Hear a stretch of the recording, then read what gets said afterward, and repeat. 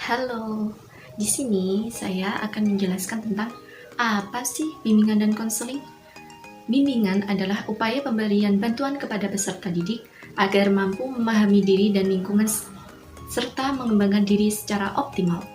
Kemudian, konseling. Konseling adalah pemberian bantuan oleh konselor kepada konseli secara profesional untuk membantu konseli memahami diri dan permasalahan yang dialami untuk mencapai kemandirian konseli dan pengembangan diri yang optimal. Jadi, bimbingan dan konseling adalah suatu aktivitas memberikan bimbingan, pengajaran, dan pedoman kepada peserta didik yang dapat mengembangkan potensi akal pikiran, kejiwaan, dan keyakinan serta dapat menanggulangi problematik dalam keluarga, sekolah, dan masyarakat dengan baik dan benar secara mandiri. Kemudian, tujuan dari bimbingan dan konseling adalah membantu individu mencegah timbulnya problem yang berkaitan dengan kegiatan belajar. Kemudian, membantu individu memelihara situasi dan kondisi kegiatan belajar agar tetap baik dan mengembangkannya menjadi lebih baik. Jadi, ada beberapa tujuan bimbingan dan konseling, yakni yang pertama, merencanakan kegiatan penyelesaian studi, perkembangan karir, serta kehidupan di masa yang akan datang. Yang kedua, mengembangkan potensi secara optimal. Yang ketiga, menyesuaikan diri dengan lingkungan. Dan yang terakhir, mengatasi kesulitan dan hambatan dalam hidup. Yang selanjutnya adalah prinsip-prinsip bimbingan dan konseling, meliputi yang pertama, bimbingan konseling diperuntukkan bagi semua konseli, baik yang bermasalah ataupun tidak.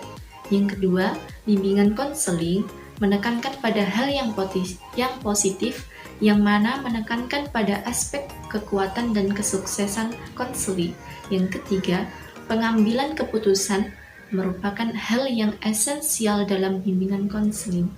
Yang keempat, bimbingan konseling berlangsung dalam berbagai setting kehidupan, tidak hanya berlangsung di sekolah atau madrasah, tetapi juga di lingkungan keluarga, lembaga-lembaga, ataupun pemerintahan dan masyarakat pada umumnya.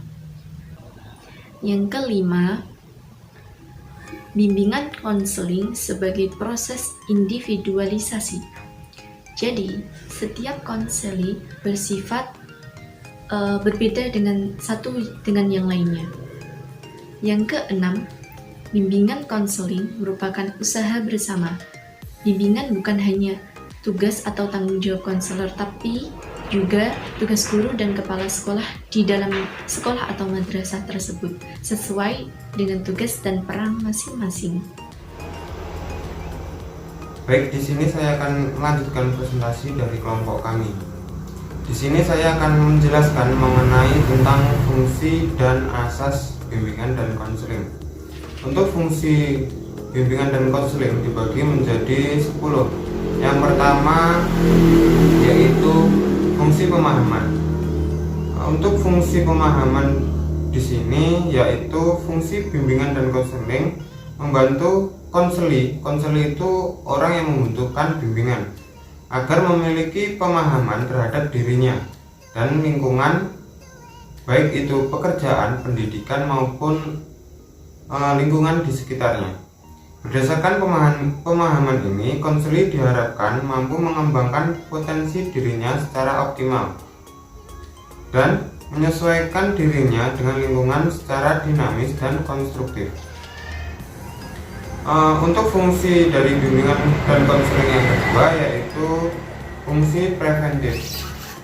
Fungsi preventif di sini yaitu fungsi yang berkaitan dengan upaya konselor atau orang yang memberikan bimbingan untuk senantiasa mengantisipasi berbagai masalah yang mungkin terjadi dan berupaya untuk mencegahnya supaya tidak dialami oleh konseli. Konselor atau orang yang memberikan bimbingan memiliki fungsi untuk memberikan kepada konseli atau orang yang dibimbing tentang cara menghindari diri dari perbuatan atau kegiatan yang membahayakan dirinya. Adapun teknik yang dapat digunakan yaitu dengan cara pelayanan orientasi, informasi, dan bimbingan kelompok. Beberapa masalah yang diinformasikan kepada para konseli dan rangka mencegah terjadinya tingkah laku yang tidak diinginkan, diantaranya seperti penyalahgunaan obat, dropout, dan pergaulan bebas atau free sex. Untuk fungsi bimbingan dan konseling yang ketiga yaitu fungsi pengembangan. Fungsi pengembangan di sini yaitu bimbingan dan konseling yang sifatnya lebih proaktif dari fungsi-fungsi lainnya. Konselor atau orang yang membimbing senantiasa berupaya untuk menciptakan lingkungan belajar yang kondusif yang memfasilitasi perkembangan kondisi konselor dan personal sekolah atau madrasah lainnya secara sinergi bekerja sama merencanakan dan melaksanakan program bimbingan secara sistematis dan berkesinambungan dalam upaya membantu konseli mencapai tugas-tugas pengembangannya. Teknik bimbingan yang dapat digunakan di sini adalah pelayanan informatif, tutorial, diskusi kelompok atau curhat pendapat atau biasa sering disebut dengan brainstorming, homeroom, dan karya wisata. Selanjutnya adalah fungsi bimbingan konseling yang keempat yaitu fungsi penyembuhan. Maksudnya fungsi bimbingan dan konseling yang bersifat kuratif atau kata lain dari kuratif yaitu menyembuhkan. Fungsi ini berkaitan erat dengan upaya pemberian bantuan kepada konseli yang telah mengalami masalah, baik menyangkut aspek pribadi, sosial, belajar, maupun karir. Teknik yang dapat digunakan adalah konseling dan remedial teaching. Kemudian untuk fungsi yang kelima yaitu penyaluran. Fungsi penyaluran di sini adalah bimbingan dan konseling dalam membantu untuk memilih kegiatan ekstrakurikuler, jurusan atau program studi, dan memantapkan penguasaan karir atau jabatan yang sesuai dengan minat, bakat, keahlian, dan ciri-ciri kepribadian lainnya. Dalam melaksanakan fungsi ini, konselor perlu bekerja sama dengan pendidik lainnya di dalam maupun di luar lembaga pendidikan. Kemudian untuk fungsi yang keenam yaitu fungsi adaptasi. Maksudnya, fungsi ini membantu para pelaksana pendidikan, kepala sekolah, dan staf, konselor, dan guru untuk menyesuaikan program pendidikan terhadap latar belakang pendidikan, minat, kemampuan, dan kebutuhan konseli. Dengan menggunakan informasi yang memadai mengenai konseli, konselor dapat membantu para guru dalam melakukan atau dalam memperlakukan konseli secara tepat, baik dalam memilih dan menyusun materi sekolah, memilih metode dan proses pembelajaran, maupun menyusun bahan pelajaran sesuai dengan kemampuan dan kecepatan konseli. Kemudian untuk fungsi yang ketujuh yaitu penyesuaian, yaitu fungsi bimbingan dan konseling dalam membantu konseli agar dapat menyesuaikan dengan diri dan lingkungannya secara dinamis dan konstruktif. Kemudian untuk fungsi yang kedelapan yaitu fungsi perbaikan. Maksudnya adalah bimbingan dan konseling untuk membantu konseli sehingga dapat memperbaiki kekeliruan dalam berpikir, berperasaan, dan bertindak. Konselor atau orang yang memberikan bimbingan melakukan perlakuan terhadap konseli supaya memiliki pola pikir yang sehat, rasional, dan memiliki perasaan yang tepat sehingga dapat menghantarkan mereka kepada tindakan atau kehendak yang lebih produktif dan normatif. Artinya tidak menyeleweng. Yang kesembilan yaitu fungsi fasilitasi. Bimbingan dan konseling memberikan kemudahan kepada konseli dalam mencapai pertumbuhan dan perkembangan yang optimal, serasi, selaras, dan seimbang seluruh aspek dalam diri konseling. Yang terakhir yaitu fungsi pemeliharaan, maksudnya adalah bimbingan dan konseling memiliki fungsi untuk membantu konseli supaya dapat menjaga diri dan mempertahankan situasi kondusif yang telah tercipta dalam dirinya. Fungsi ini memfasilitasi konseli agar terhindar dari kondisi-kondisi yang akan menyebabkan penurunan produktivitas diri. Pelaksanaan fungsi ini diwujudkan melalui program-program yang menarik, rekreatif, dan pilihan sesuai dengan minat konseli. Baik, selanjutnya saya akan menjelaskan mengenai asas-asas bimbingan dan konseling. Untuk asas-asas bimbingan dan konseling dibagi menjadi 11 macam. Yang pertama yaitu asas kerahasiaan, maksudnya adalah asas bimbingan dan konseling yang menuntut kerahasiaannya sejumlah data dan keterangan peserta didik yang menjadi sasaran layanan, yaitu data atau keterangan yang tidak boleh diketahui orang lain. Dalam hal ini, guru pembimbing berkewajiban penuh memiliki dan menjaga semua data dan keterangan itu. Kemudian untuk asas yang kedua yaitu asas kesukarelaan. Maksudnya, bimbingan dan konseling yang menghendaki adanya kesukarelaan dan kerelaan peserta didik menjalani kegiatan yang diperuntukkan baginya. Dalam hal ini, guru pembimbing berkewajiban membina dan mengembangkan kesukarelaan seperti ini. Kemudian untuk asas yang ketiga yaitu asas keterbukaan, maksudnya adalah asas bimbingan dan konseling yang menghendaki agar peserta didik yang menjadi sasaran kegiatan bersikap terbuka dan tidak berpura-pura, baik di dalam keterangan tentang dirinya sendiri maupun berbagai informasi dan materi dari luar yang berguna bagi pengembangan dirinya. Yang keempat adalah asas kegiatan, yaitu asas bimbingan dan konseling yang menghendaki agar peserta didik yang menjadi sasaran berpartisipasi secara aktif di dalam penyelenggaraan kegiatan bimbingan. Kemudian yang kelima adalah asas kemandirian, yaitu bimbingan dan konseling yang menunjuk pada tujuan umum bimbingan dan konseling, yaitu peserta didik sebagai sasaran layanan bimbingan dan konseling diharapkan menjadi individu-individu yang mandiri dengan ciri-ciri mengenal dan menerima diri sendiri dan lingkungannya. Kemudian untuk asas yang keenam yaitu asas kekinian, maksudnya adalah bimbingan dan konseling yang menghendaki agar objek sasaran layanan bimbingan dan konseling ialah permasalahan peserta didik dalam konselingnya sekarang. Layanan yang berkenaan dengan masa depan atau kondisi masa lampau pun dilihat dampak dan kaitannya dengan kondisi sekarang ini.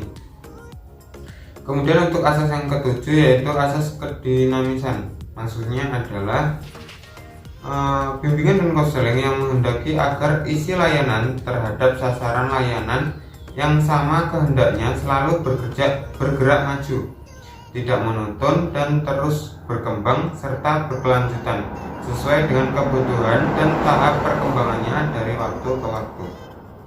Kemudian untuk asas ke-8 yaitu asas keterpaduan, maksudnya adalah bimbingan dan konseling yang menghendaki agar berbagai layanan dan kegiatan bimbingan dan konseling baik yang dilakukan oleh guru pembimbing maupun pihak lain saling menunjang harmonis dan terpadu.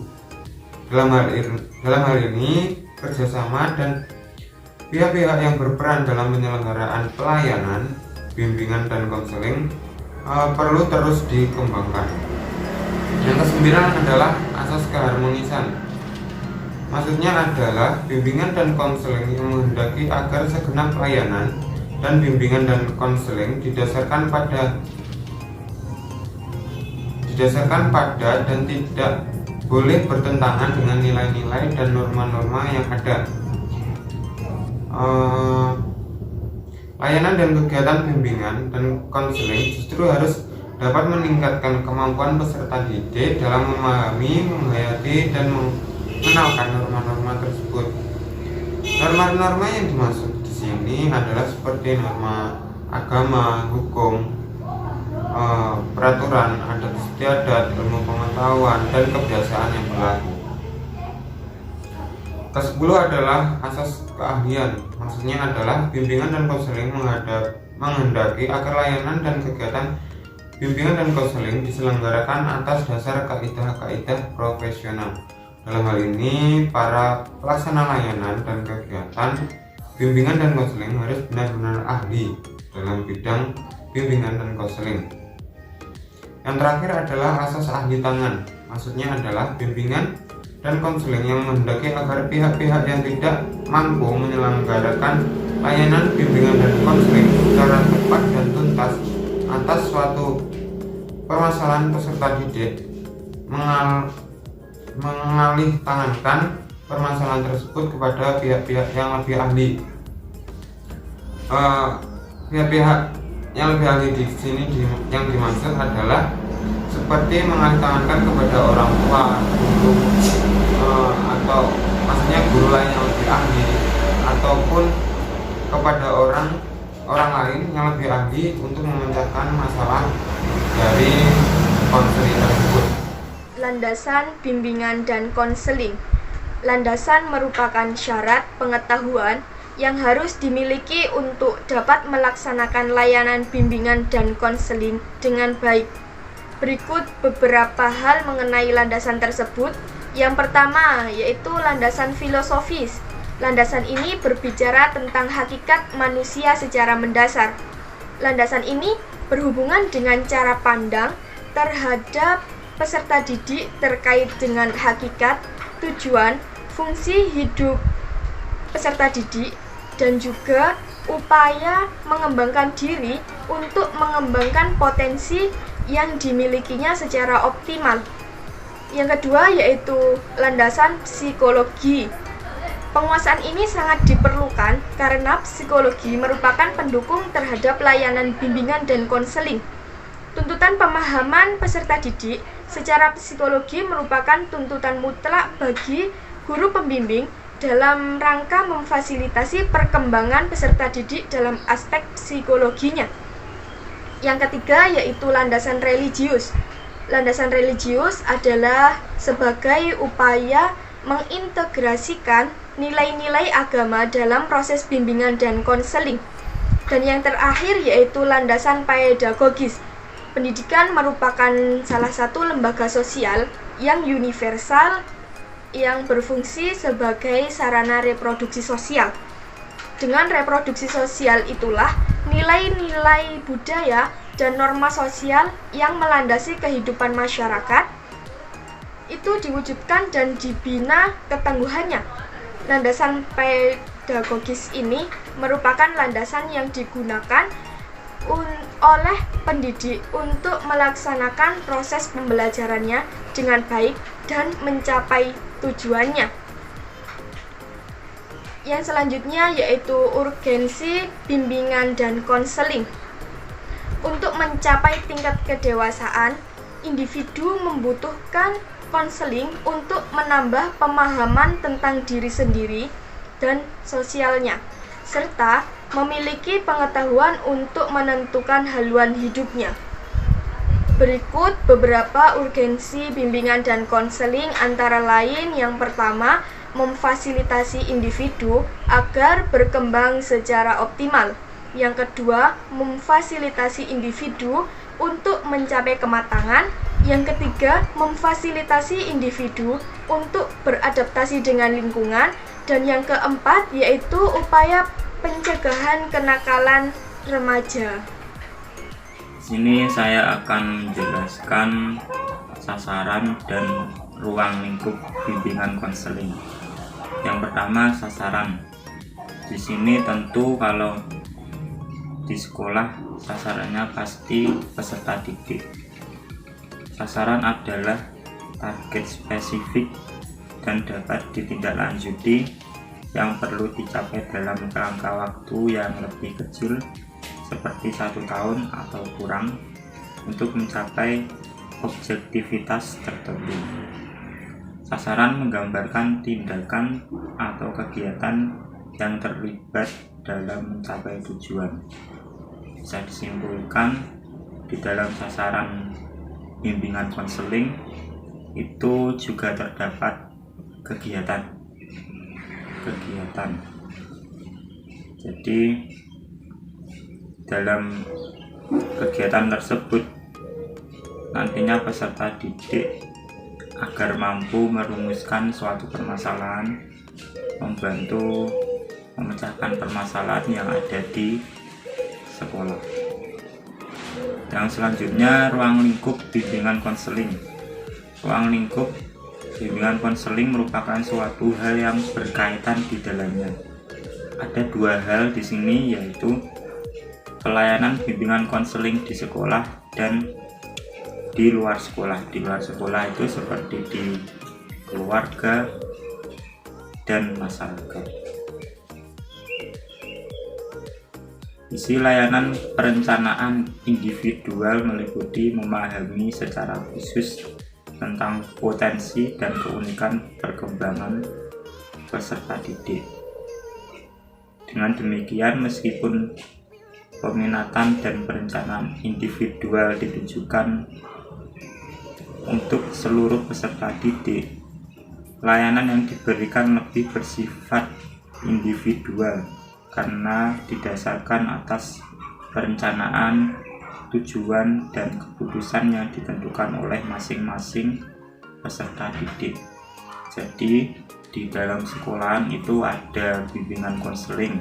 Bimbingan konseling tersebut untuk membantu peserta didik memecahkan suatu permasalahan yang ada di sekolah tersebut.